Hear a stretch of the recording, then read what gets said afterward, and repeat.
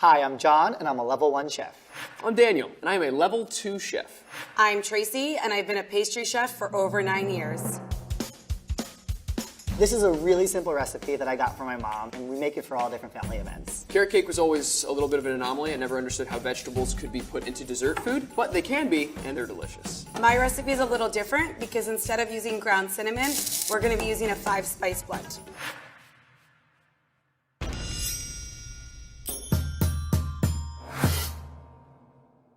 So first up, I'm gonna make my batter. Obviously, this is carrot cake, so let's grate up some carrots. Basically, I am peeling the skin off the carrot first because you see it's a little dirty. No one really wants those dirty chunks when they're biting into a delicious carrot cake. Now that I've peeled my carrot, I'm actually just gonna grate it with a simple grater. When you are doing this, you might be tempted to buy pre-shredded carrots from the grocery store, but you really want to freshly shred them because there's moisture this way, which we want. It's going to keep our whole cake moist. I want to use the small holes because they lead to small little pieces of carrot as opposed to huge chunks of carrot in your cake.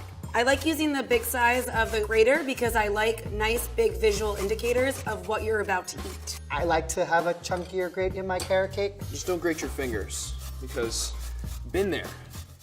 It's no fun. I'm done grating my carrots, and now I'm gonna chop up some walnuts. I like to give them a rough chop right on top. I don't get too crazy on having them too fine. Just gonna throw these nuts in with our grated carrots. To start, we're gonna actually grind our own 5-spice blend. So we have a whole cinnamon stick, Szechuan peppercorns, star anise, whole cloves, and fennel seed. I'm gonna just grind this until it becomes a finely ground powder. And here we have our 5-spice blend. So now I'm gonna make my batter. I start with the dry ingredients and put the wet ingredients in a separate bowl. It's really simple, really easy. First up, We have all-purpose flour, I'm gonna put it through a sifter to get rid of any lumps, baking powder and baking soda, Salt, and and some cinnamon, ginger, and the secret one, nutmeg. Nutmeg, in my opinion, adds just a nice fall flavor. and our 5-spice blend. And very simply, I'm just gonna kind of fold this all together with my spatula. Again, it's all dry ingredients, so no real science here. Just make sure it's got a nice, even mix there. Cool. Now to add the wet ingredients. So we have oil here. I like to use oil for a carrot cake because I think it gives you even more moisture. Granulated Sugar, light brown sugar.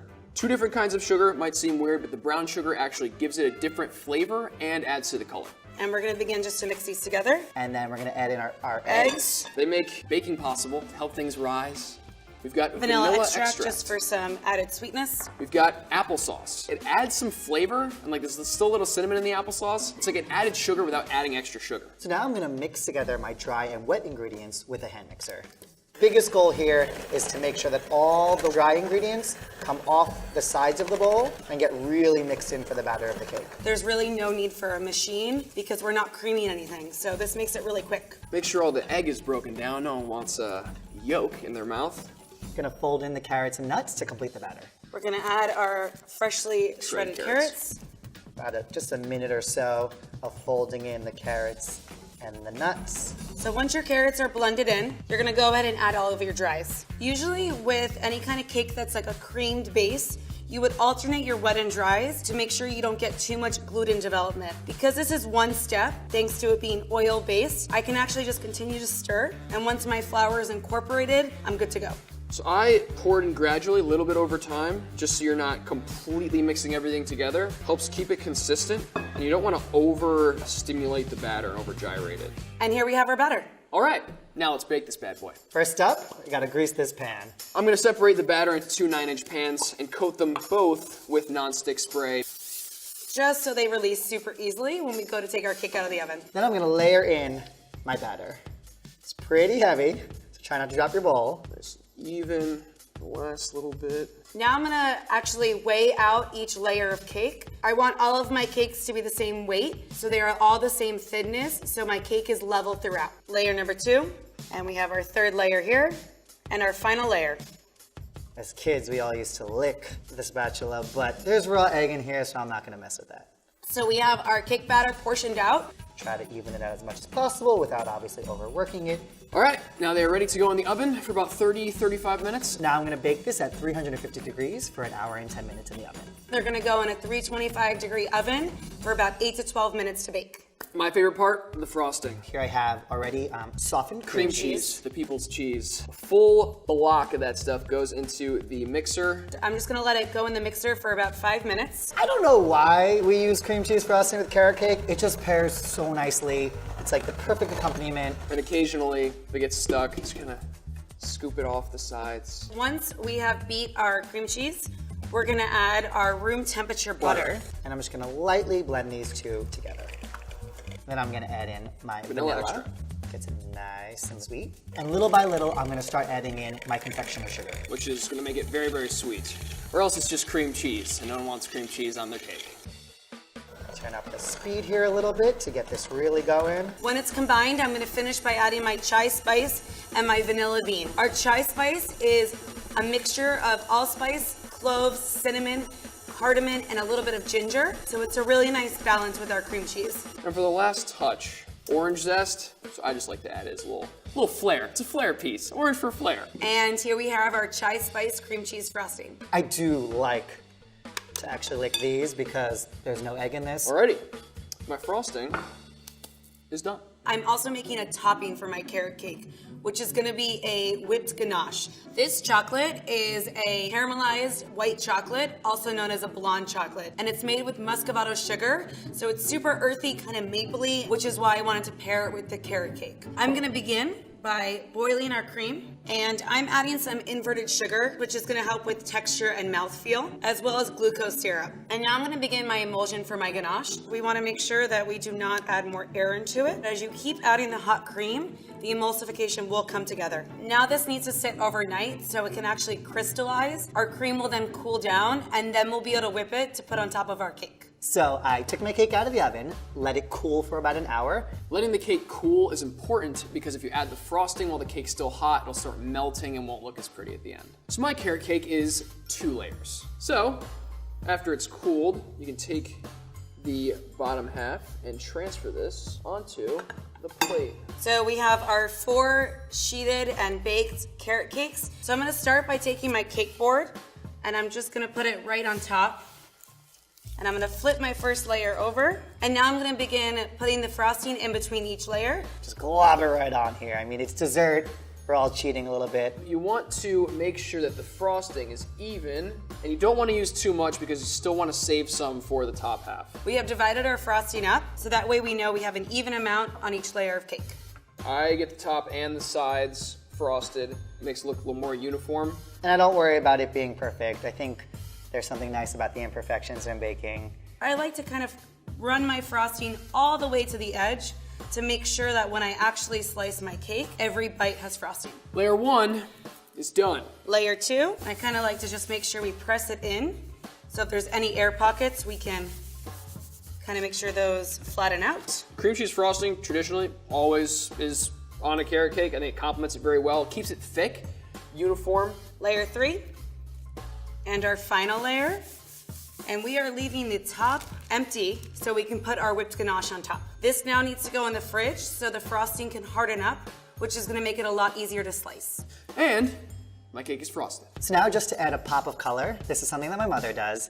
Use basic rainbow nonpareils. Maybe it's the unicorn in me, I don't know, but it's really fun, really festive. Kids love it. Who doesn't love rainbow? I'm going to top my carrot cake with some candied carrot medallions. I'm going to cut the carrots into nice thin slivers, and we're gonna simmer these around with some water and sugar. You're actually gonna soften them and let them absorb the sugary mixture. So now that these look done, I'm going to add some sugar to these to give them a nice crystalline frosty look. And there are my candy carrot medallions. Now we're gonna begin slicing our cake. And I'm gonna begin by slicing my edges off. So I'm gonna do about a 2 inches width. Then I'm gonna cut about 3 inches each piece. I like nice sized pieces. I like to eat my dessert, so these are not dainty little pieces, let's put it that way. So I'm gonna take these medallions and layer them around the cake. With sprinkles, you can just kind of chuck them on. With the carrot medallions, you gotta be a little more careful. The final step is a little bit of orange zest. It's gonna complement the zest that's already in the frosting, and it's gonna add a little bit of extra flair to how the whole thing looks. These are then gonna be served like this, so we can see all of our nice layers. I put this whipped ganache into a pastry bag fitted with a diagonal pastry tip, so I can make a really nice topping. And we're gonna just run this back and forth through the cake. I'm gonna take a few of these cereal coated chocolate pearls and we're gonna put these right on top for some texture. And this is my carrot cake. And this is my carrot cake. And this is my carrot cake.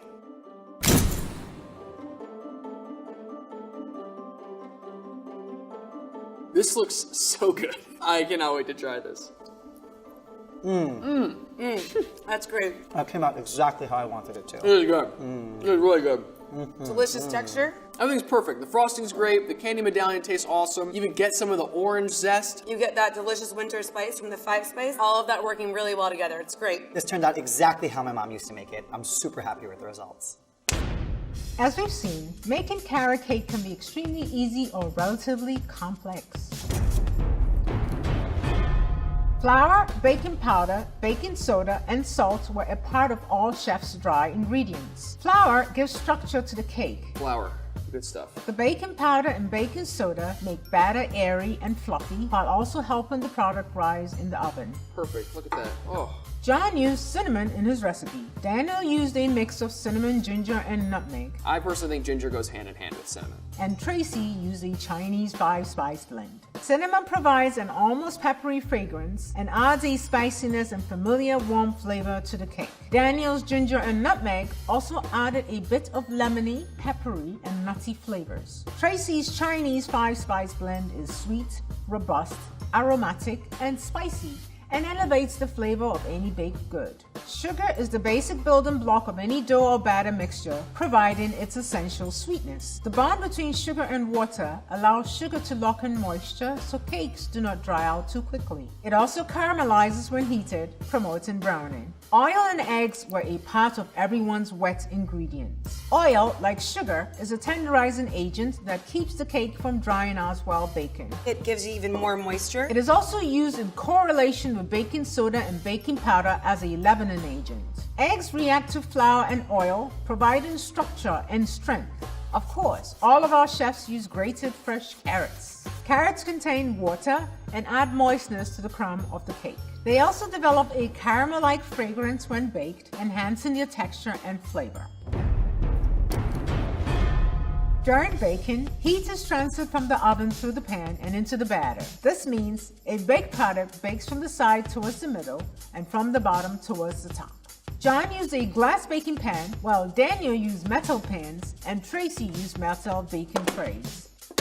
Glass takes longer to heat up and cool down. This means it will take longer for the batter to bake and there will be more carryover cooking after it's removed from the oven. This is why it took John more than twice as long to bake his cake compared to the others. All our chefs left their cakes in the pans for a few minutes after being removed from the oven. Let it cool down, take a little off, do a workout. This allowed them to finish baking from within and become acclimated to room temperature. This process also prevented the cakes from sticking to the pan.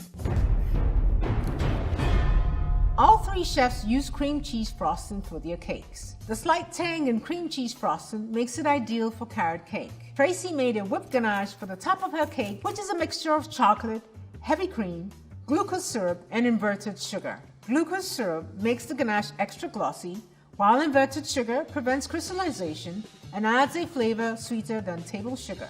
By whipping everything together, extra air is introduced, resulting in a thick, delicious icing.